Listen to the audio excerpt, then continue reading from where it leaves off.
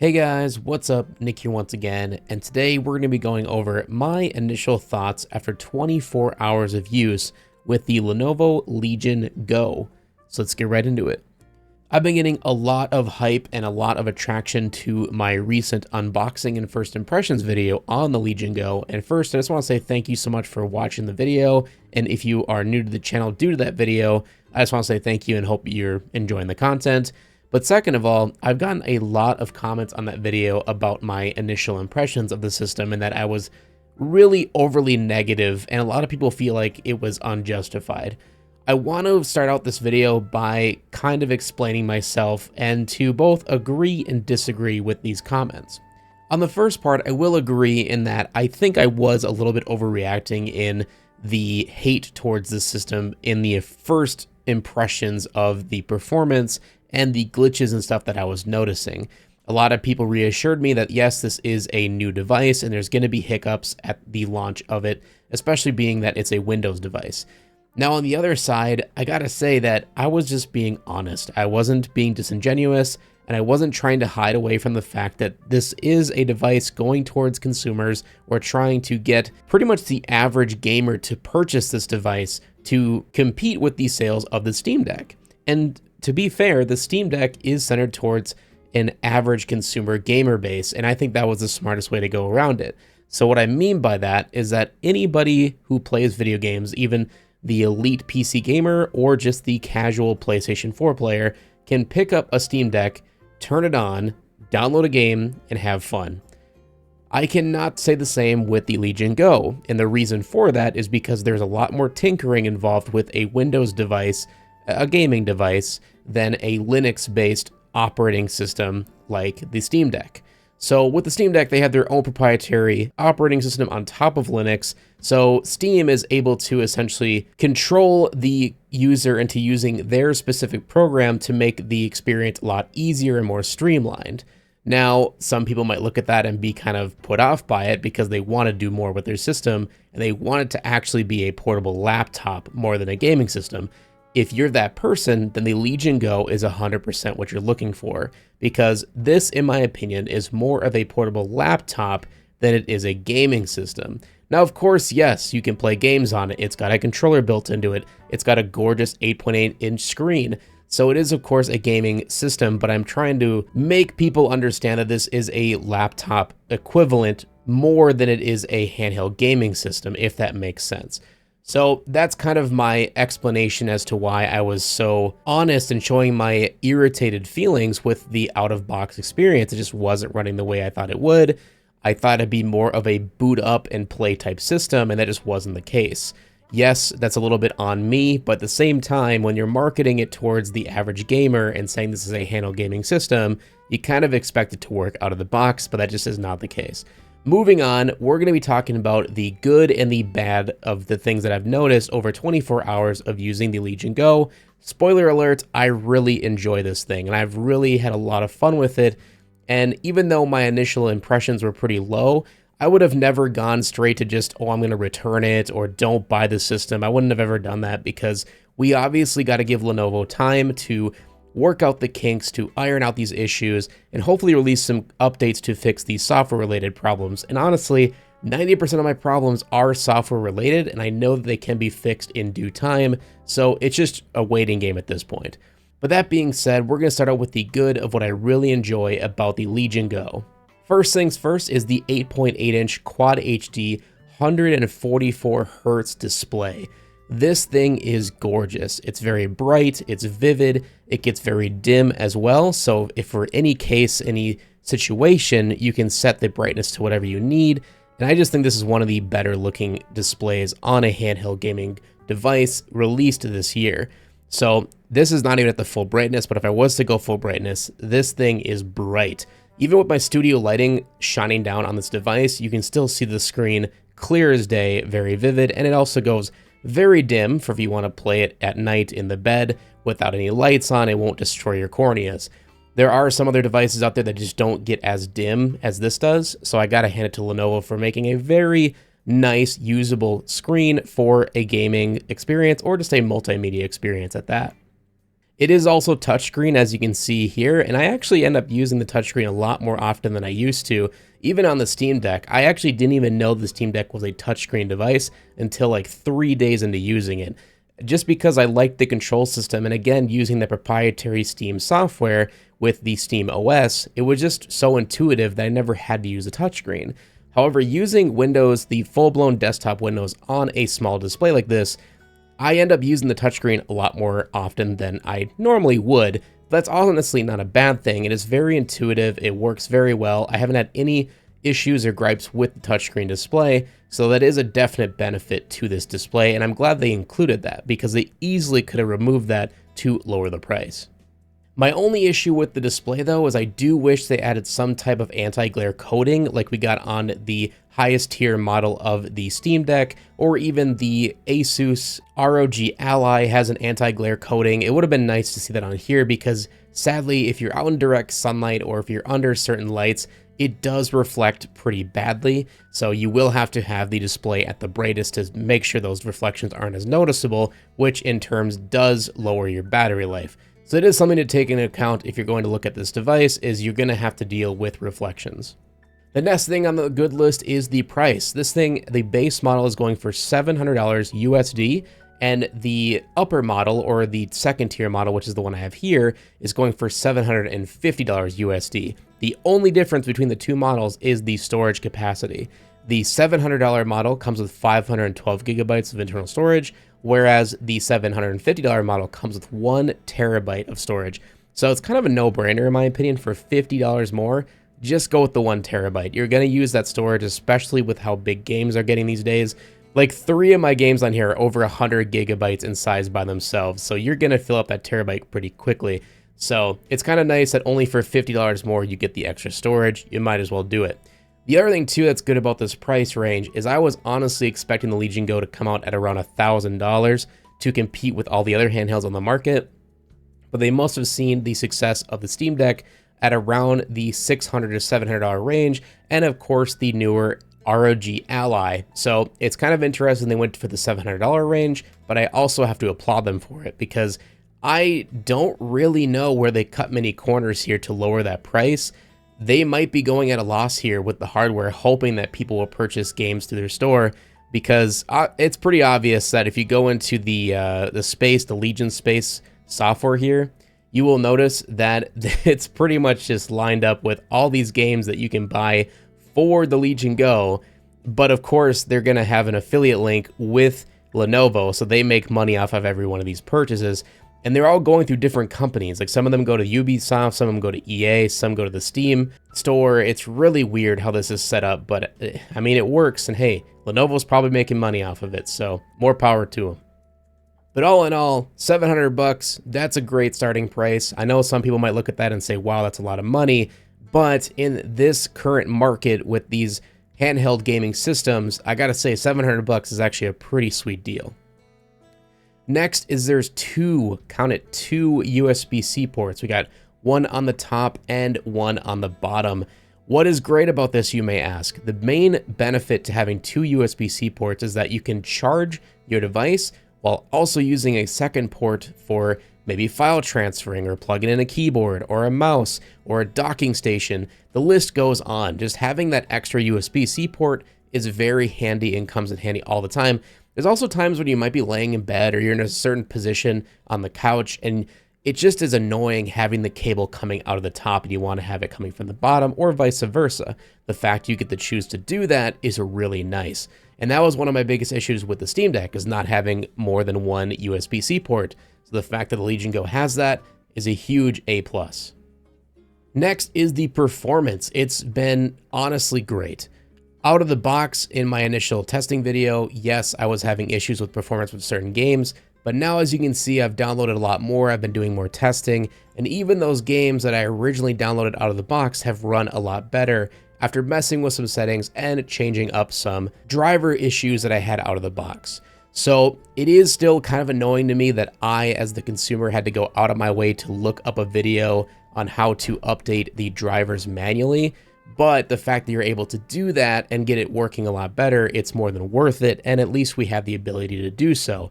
It would have been a much bigger issue, in my opinion, if I would have had to wait weeks for an update from the Lenovo to fix these performance issues. So the fact I was able to do it myself pretty easily is a nice touch.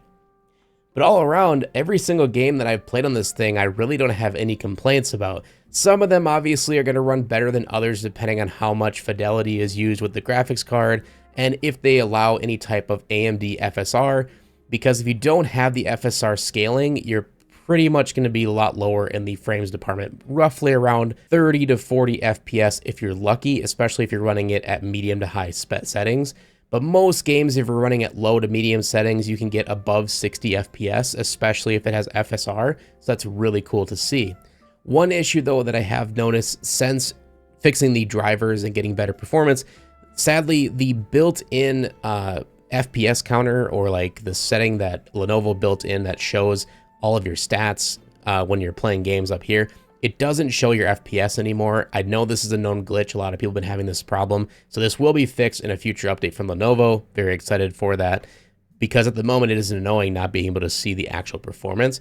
Thankfully, if you're playing any Steam games, they will have an FPS counter through there.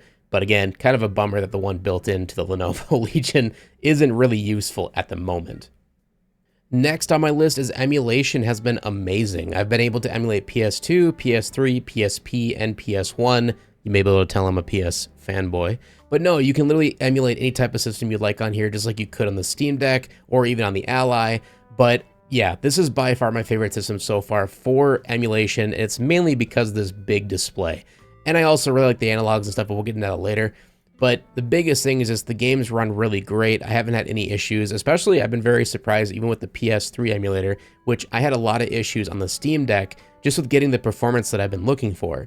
This one runs at easy 60 FPS with no lag, stutter, you name it. Most of the games I've tried on here have ran without a hitch, without pretty much editing any of the settings within the emulators, which, you know, comes down to the emulator itself if you need to do a lot of adjusting. If you've done emulation before, you know what I'm talking about. But that being said, this system is extremely easy to emulate games, and once you have them installed on the system, they show up in your library, which is really easy to get to. Hit the thing, open the system, click the game you want, and you're good to go.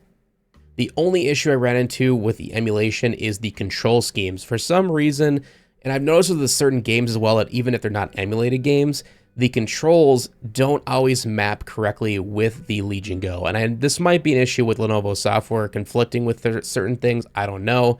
But I did have to manually keybind all the different ports and buttons with each individual emulator. It took a while, I'm not gonna lie, but once I got it set up to the way I preferred, thankfully it was good to go. But that is something to take into account, that if you are gonna emulate on this device, you are gonna run into situations where the controls aren't set up properly right out of the gate like they were on the Steam Deck. Next on my list is the ergonomics. I was actually very surprised by this one because looking at the device, it doesn't look like it would be that great to hold in the hand. I mean, in my opinion, I think the Legion Go looks like one of the best systems out there right now for portable gaming systems. I just like that it's more of a minimalist look.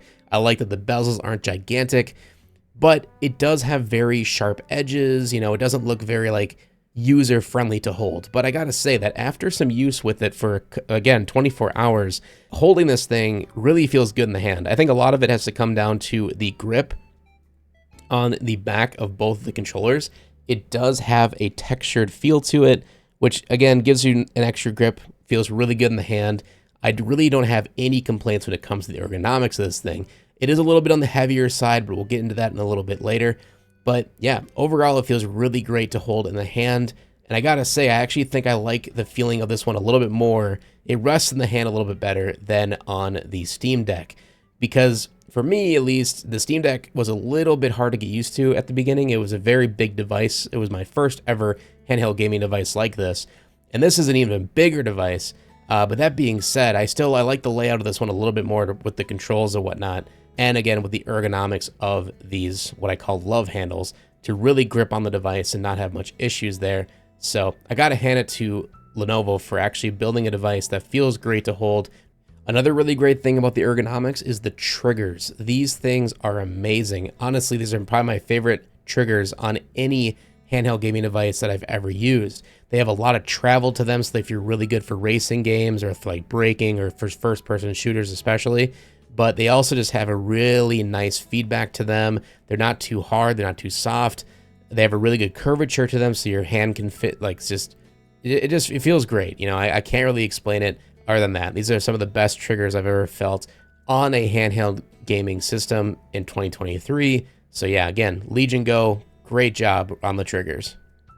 Next is on the back here, we do have a built-in kickstand, which is really great to see. This is pretty much a no-brainer though. They absolutely needed this for these controllers to disconnect and to work properly, just like on the Nintendo Switch. But this kickstand is no joke. It's got very rigid hinges. You can see there's a lot of screws in there to keep them in place, and you can pretty much put it at any angle that you like. My only issue with it's a little bit flexible, which kind of worries me that maybe sometime I might open it from a side and it might snap.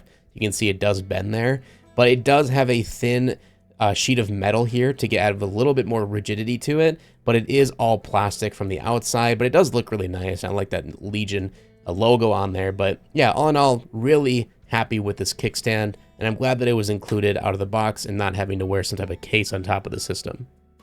Now, the next thing on my list is the amazing FPS mode. Now, this is something that no other competitor has been able to do, and I don't think anyone else is going to innovate like this for a very long time, and this is why I got to hand it to Lenovo for trying something new. So what this does is this is the main reason why both the controllers on both sides can slide off of the main tablet, I'm going to call it, because this does basically turn into a tablet without the controllers on it. And you can not only use these wirelessly, just like a regular controller, just like the Joy-Cons on the Nintendo Switch, but the right controller connects into this little hockey puck stand via magnets very easily, just slides right in, sticks together, and it becomes a mouse. A literal mouse, just like this guy. So now you can play competitive shooters like Valorant or CSGO or Call of Duty, whatever your heart desires. And it's pretty accurate. I mean, it feels like you're using a regular mouse. It's probably not going to be as sophisticated or as accurate as like a $500 gaming mouse or anything, but it gets the job done. And I will admit, it did take a while to get used to, probably a good 3 to 4 hours of use of the FPS mode to really get it down and to feel like I was hitting my headshots and feeling good about my aim, and I had to mess with my sensitivity settings and all that stuff. But once you get it down, once you get used to it, and you're pretty much free holding your WASD, which again feels really weird as a keyboard and mouse player, you get used to it. You really do. There is some issues I have with it, but I'll get more into that later with my bad list. But for what it is, the FPS mode is insanely cool. I absolutely love using it. It's very fun. And I know that this will turn heads when you bring this thing out in public and you bring out the little hockey puck thing and you put it on the controller and you start messing around and, I don't know, maybe do some competitive gaming out at the local coffee shop. It'd be pretty cool. So yeah, the fact you can do this still blows my mind. It's absolutely amazing. And it works really well. So yeah, FPS mode's pretty cool. Next on my good list is just the power of Windows. Kind of a cop-out, to be honest with you, but it's true. I mean, Windows has a lot of power to it. There's a lot of cool things you can do with it, and it makes a lot of things easier to do. On the Steam Deck, I can't tell you how many headaches I had trying to go around Linux, trying to figure out how to get certain applications like Spotify and Discord to work properly on the Steam Deck, especially to run in the background while you're using other programs or other games. Not the case or really any issue here at all with the Legion Go, because again, it is more of a laptop first than it is a gaming system. So you do have, again, full-blown web browsers on here like Opera GX. You can watch Netflix on here, YouTube, just like you can on a regular laptop, very easily to do. And again, it is sort of like a portable tablet as well. So anything you do on a tablet, you can do on the Legion Go. And that goes for downloading any other programs. I'm sure you could download Photoshop on this thing and use it just as fine as you could on a portable gaming laptop. So pretty much the options are endless when it comes to Windows software. You can also, of course, custom load other operating systems if you wanted to. There's been rumors of people putting Steam OS on this thing, which would be really cool to see. Nothing that I probably would ever do, but the fact that you can do that, you have the power at your hands, that has to be a plus for that. The RGB analogs are really cool. I know this is super stupid, and other ones on the market like the Ally have the same system, but I really do like the look of these RGB analogs. They're pretty bright, but I gotta say, like, out of the box, they were actually really blinding, especially at night. But thankfully in the software, you can actually dim them to whatever percentage of light that you like. You can change the effect. Right now, I just have it kind of like on a strobing effect where it goes through all the different colors of the rainbow. You can have it on a static color or turn them off completely if you just don't want that to drain your battery. But they're LEDs. They're not really going to affect your battery all that much. But it's a cool little effect, little feature. And not only that, but the analogs themselves are also really nice. I absolutely love these analog sticks. They feel super great to use. They have a nice concave texture to them, so they get a lot of grip.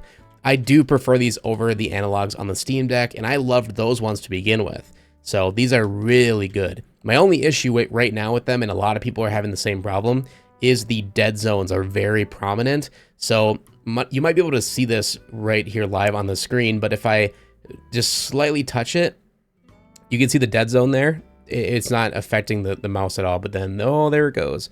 So right now, this has been a known issue. Lenovo has acknowledged this. They are working on an update, and it is software related, thankfully, so it can be fixed. So yeah, the dead zones are a problem right now, but not enough for me to complain about because the analogs just feel that great to use.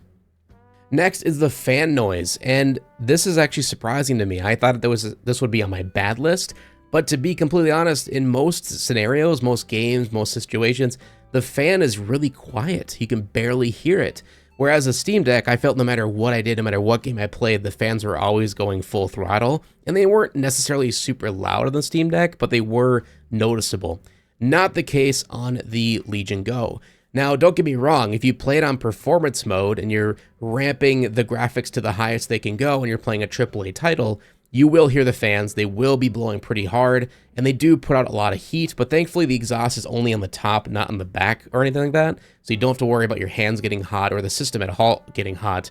That's another thing that's been pretty amazing, is the system stays pretty cool in the hand, which is really great to see. No overheating problems or anything like that. So yeah, I gotta hand it to them for that. The fan noise is very good, especially on balanced mode, and I really don't have any complaints. The speakers also, I've been seeing a lot of people complaining about the speakers, that they're just really bad quality or they don't get loud enough.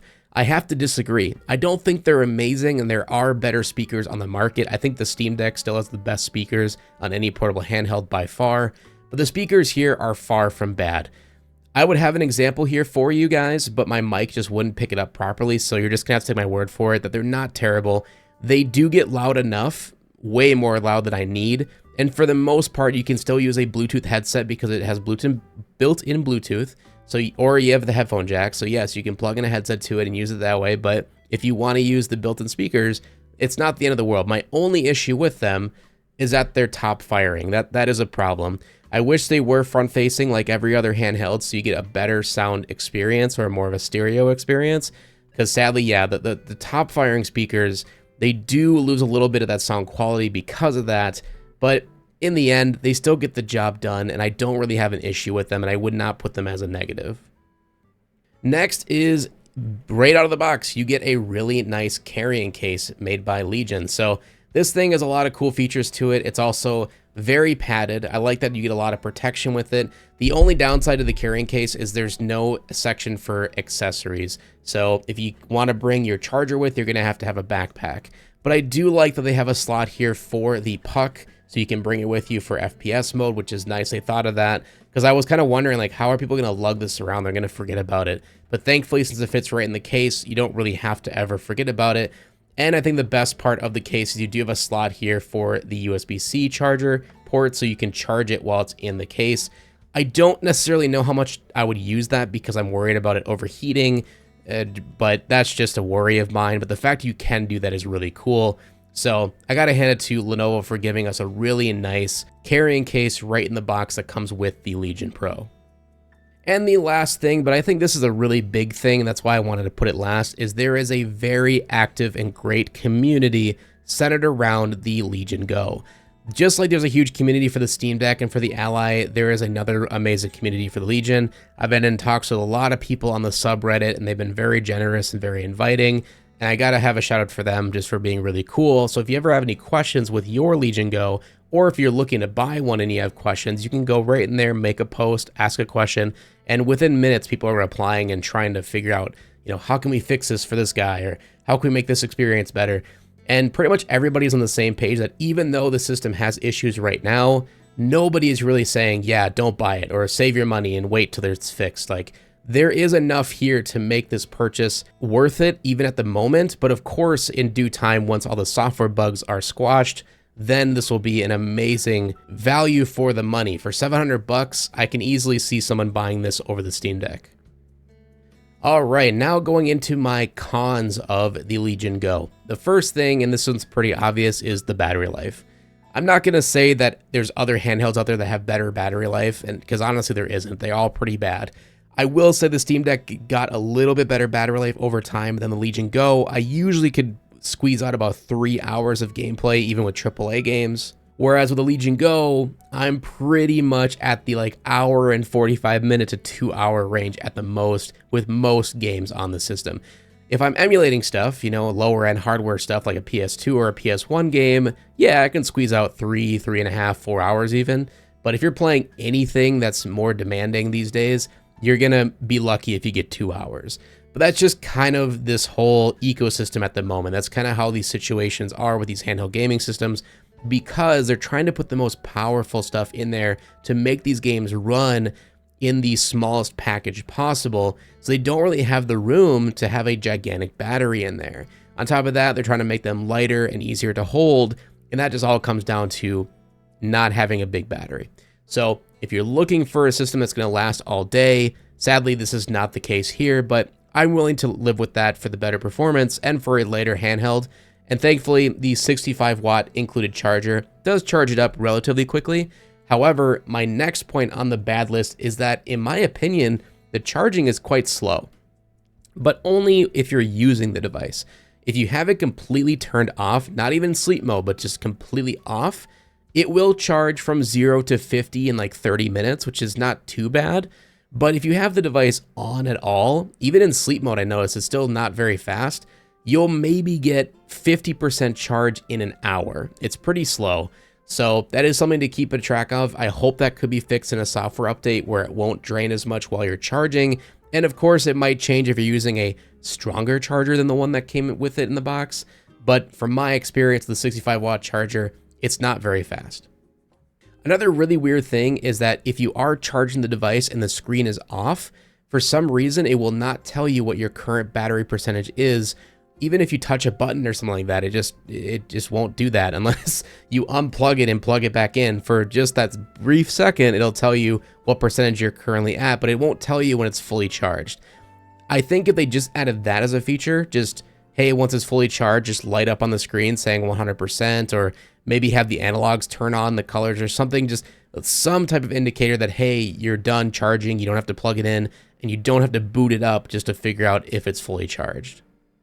Next is probably the biggest issue that I've noticed right now is just the Legion Space software is extremely buggy. It feels like a beta software. It doesn't feel like a polished, finished product. You can tell they're trying to go towards that Steam Deck-esque operating system, but it's just not there. I don't think it ever will get to that point. I hope they prove me wrong, but this just feels like an advertisement. It doesn't feel like an operating system that I would want to use on a daily basis. And once you do get it installed and properly working, yes, every time you restart the Legion Go, this will pop up automatically. There's no way to really change that unless you uninstall it completely. However, I don't know the repercussions of what may happen if you do that.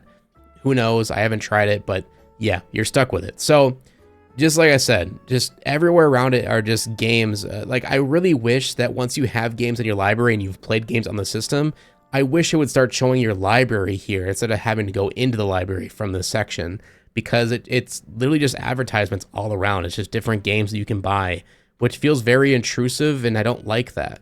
So you have to go into your library to see your most recent games you played or all of your games that you have available.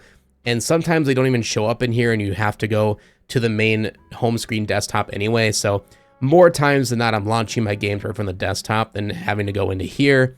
So that is another big bummer. I wish this software would make me want to use it more. That's all I really need to say. On top of that, it's still really weird to me that this button here has two separate functions. So one function, you click it, will open up this side menu that looks a lot like the Steam menu on the Steam Deck. From here, you can see which apps are currently running. You can go to the home screen, which is basically just the store. You can look at your current downloads, if you're downloading any updates, screenshots, your overall settings, and then your power options. But if you click it again, it goes away. And then you click it a third time, and now you get your quick settings. So in my opinion, and a lot of other YouTubers, it's the same thing.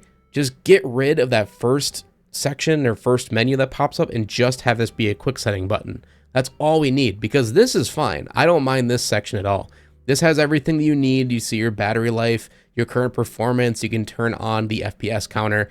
You can see your productivity mode and your help section, whatever. It's everything that you need right from here. It's just really weird to me you have to click it 3 times to get to that spot. So that's just, again, another weird software situation. And not only that, 9 times out of 10, no matter what game you're playing, whether it's a Steam game, an Epic game, doesn't matter. For some reason, this almost never works. Like, you'll click the button, you'll wait 15, 20, 30 seconds, and then sometimes it'll pop up with the quick settings. It's very rare.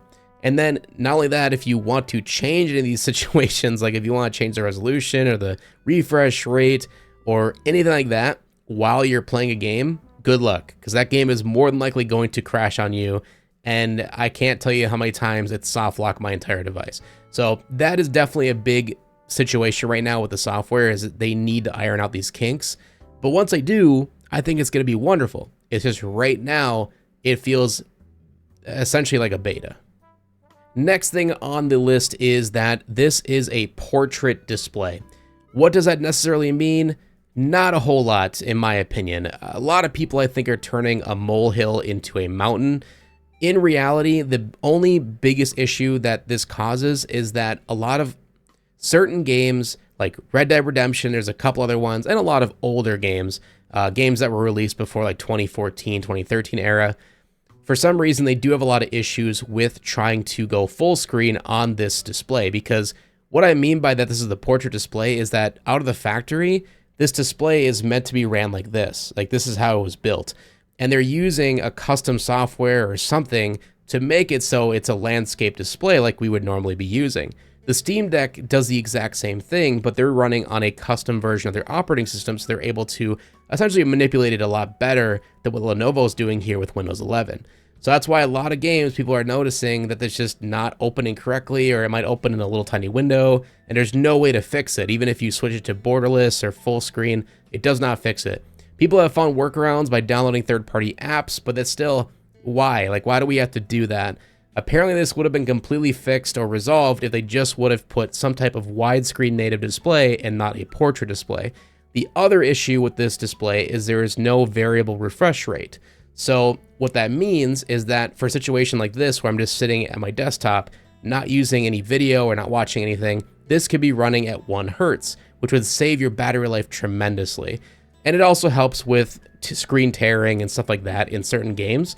So the fact that this does not have a variable refresh rate display is a huge downside, in my opinion, a big bummer. A lot of people have said the same thing. They would have preferred a variable refresh rate display. They would have paid more for it. I would agree. So it is kind of a bummer that this time around they do not have that. And that could lead to issues down the road in terms of, again, worse battery life and certain games not looking as smooth and pretty as they could be on this gorgeous display. Next on my list is that it's just big. It's heavy. I mean, yes, duh. But I have to put on this list because I'm just being honest with you guys.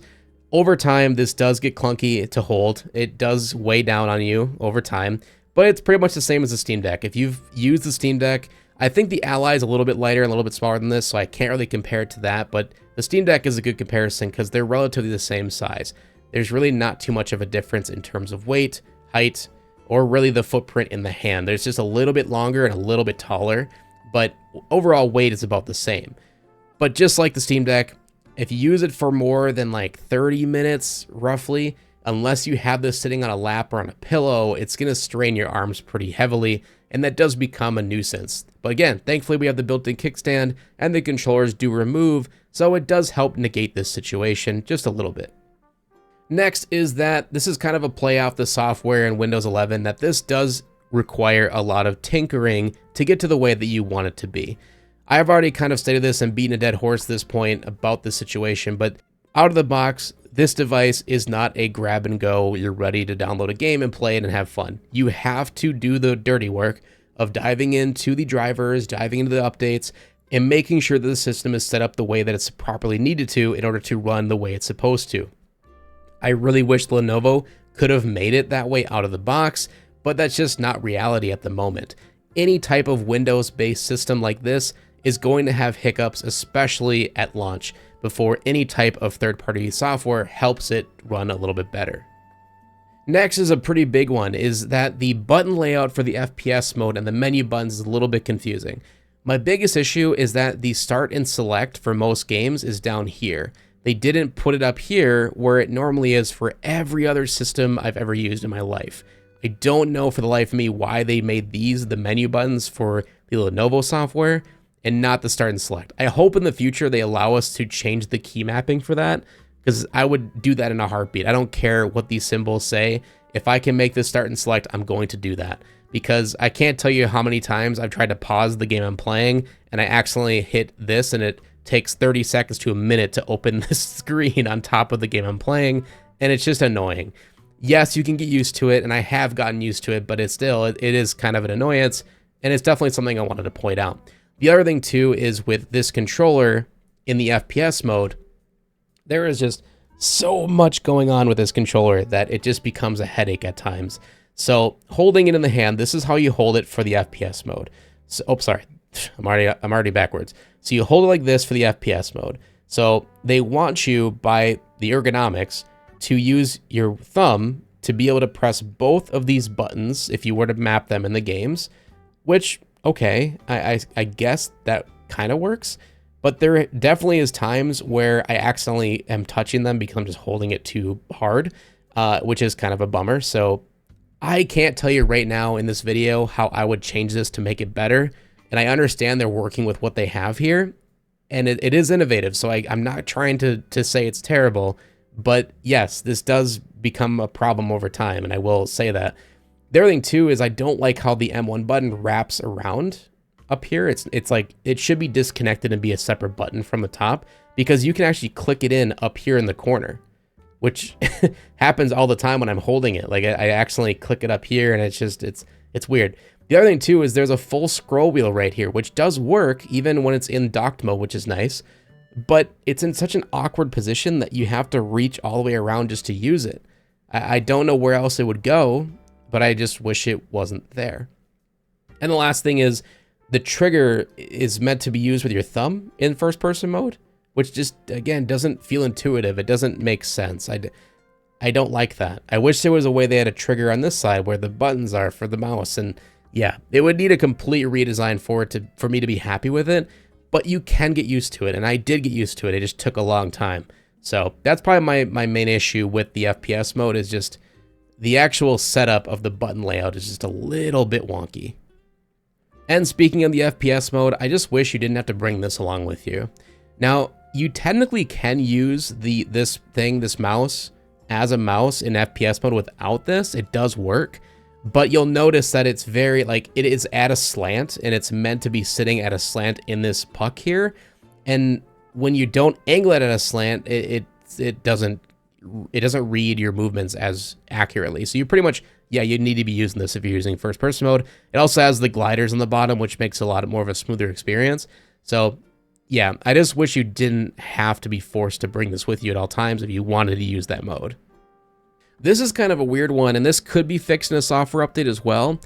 For some reason, you can't actually use these back buttons at all when it's in docked mode, or in controller mode, I should say. So not even these two, which I thought was kind of weird, because on the Steam Deck, there's 4 back buttons on the inner sides of the love handles, and you can pretty much macro those to whatever you want, which is how it should be. But for some reason, when you have this docked and in the regular controller mode, not FPS mode, these become disconnected basically, where they don't allow you to even macro them to anything. So that could be fixed in a future update. I really hope they do, because I would like to be able to use those, especially for emulators. When you need those extra buttons for your save states and stuff like that, it'd be nice to be able to use those buttons, because it just won't let you. And the last thing, it's more of a nitpicky thing, because it's not the end of the world. The controllers themselves do feel a little cheap and a little bit finicky to take on and off from the device. So you press this button in the back down here to disconnect it, and you essentially have to just pull it off. It doesn't have a nice like sliding mechanism like you get on the Switch, which is a bummer. I really wish it felt a little bit better and more premium. It just feels really clunky, and it's even more clunky putting it back on. You basically just stick it in, and then you ever so slightly push it up for it to click. And you hear it snap into place, and it does work. But I've had it a few times now on both sides, not just one side, so I know it's not like a hardware defect. It's actually just by design. Sometimes you'll click it into place, you'll hear the snap, but it actually won't connect. And you'll go into the software and it'll actually say it's disconnected still. And so you have to take it out again and really push it in for it to essentially connect and make sure it's working properly. So that's just a little nitpick. It's nothing like end of the world. It's just, I think if they ever do a second iteration of the Legion Go, just make the controllers feel a little bit more hefty in the hand. Yes, of course, it'll add extra weight to the system, but it'll feel more balanced. Because right now, the sides are very light, and then the middle is where all the weight is. So they kind of feel like they flex a little bit in the hand. Again, more nitpicky. It's not the end of the world, but it's just something I noticed. And I just hope that in a future iteration, they do work on that to make it feel a little bit better and maybe add some better sliding mechanisms in there just so you don't worry about breaking it over time. So that's pretty much it, my full thoughts of the good and the bad of the Legion Go after 24 full hours of use. I hope you guys enjoyed this video, and I hope I covered pretty much everything or every question you guys may have had on performance and stuff like that, battery life, all that good stuff. If there's something I didn't acknowledge in this video and you have a specific question about it, let me know in the comment section below and I'll get back to you as soon as I can. I'm trying to answer everybody that I can because these videos have been blowing up. I also will have a full Legion Go versus Steam Deck video coming very soon, as well as a full video review of the Legion Go after a month of use. So make sure to subscribe so you don't miss that. Leave a like, share, support as always, and I hope to see you guys in the next one. Peace out.